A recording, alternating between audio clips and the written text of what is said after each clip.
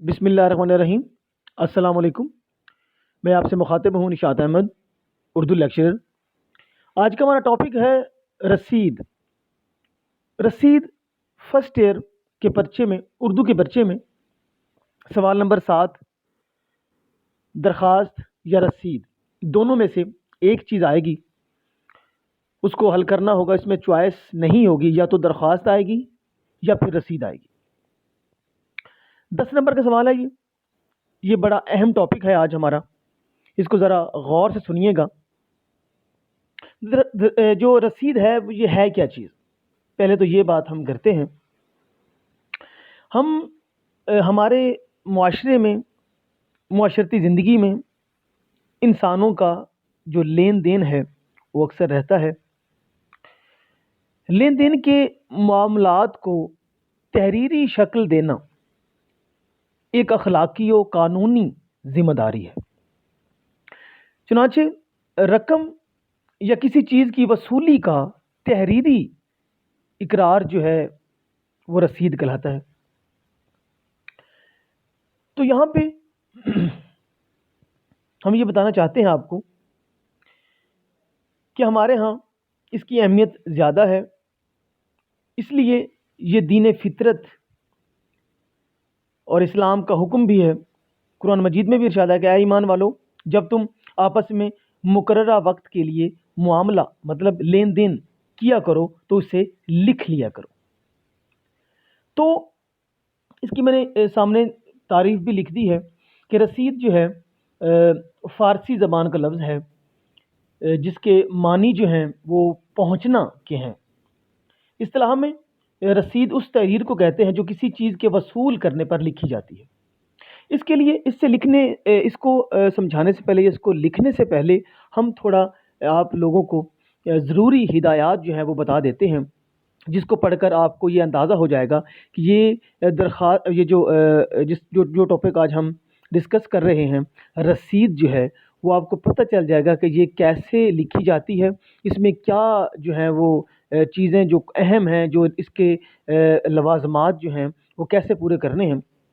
तो आप देखें नंबर 1 मैंने लिखा है जी यहाँ पे हिदायत में से कि सबसे पहले रसीद का उन्वान लिखेंगे। आप कोई भी आप रसीद लिख रहे हैं तो उसका उन्वान लिखेंगे। मिसाल के तौर पे अगर जो है वो रसीद जो है वो आप लिख रहे हैं, मतलब किसी भेड़ की रसीद लिख रहे हैं मिसाल से, या किसी मोटरसाइकिल की वो लिख रहे हैं, या मोबाइल फ़ोन की लिख रहे हैं, या आप जो है वो किसी भी चीज़ की, कोई किराए मकान की लिख रहे हैं, तो आप उसका उन्वान पहले देंगे। अगर आप मोटरसाइकिल की लिख रहे हैं तो रसीद बराए मोटरसाइकिल कह लें।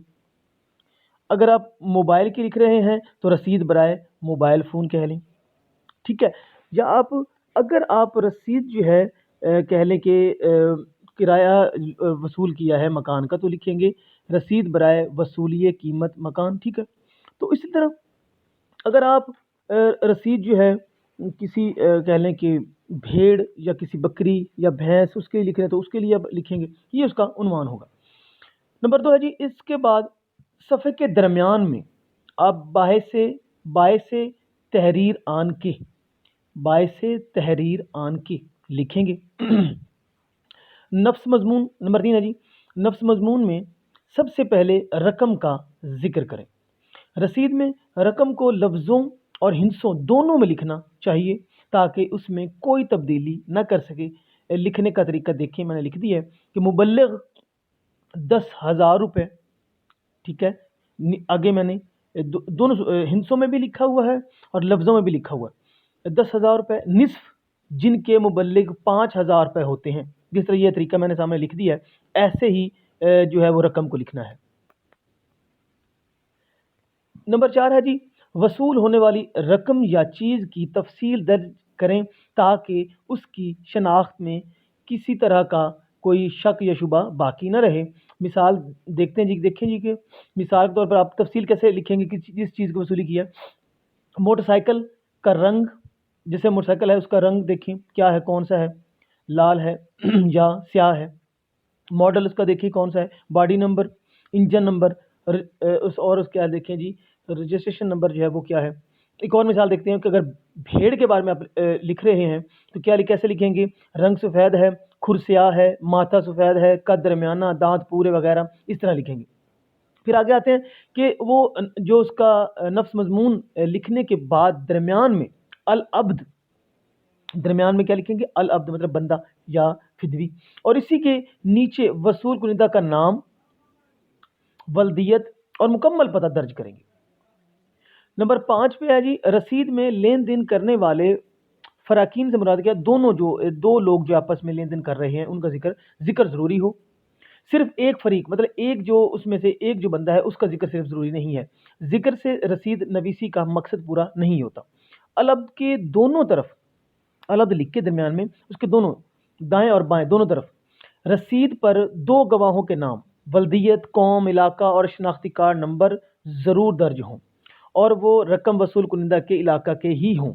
تاریخ کو العبد کے نیچے تحریر کریں، اور تاریخ کو بھی اس العبد جیسے ہم جہاں پہ درمیان میں لکھا تھا اس کے نیچے لکھیں گے۔ آگے کیا ہے؟ ضروری اصطلاحات کون سی ہیں یہ بھی آپ کو بتا دیں کہ اگر روپے جب ہم لکھیں گے تو اس کے ساتھ لفظ جو ہے مبلغ لکھیں گے۔ نمبر 2 کیا ہے؟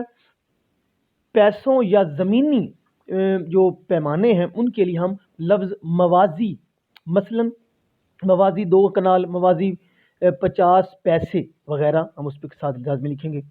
اگر بڑے جانور جو ہیں وہ ان کا ذکر کر رہے ہیں تو راس لکھا جائے گا، مثلا 1 راس بھینس، 1 راس گائے، 1 راس بیل۔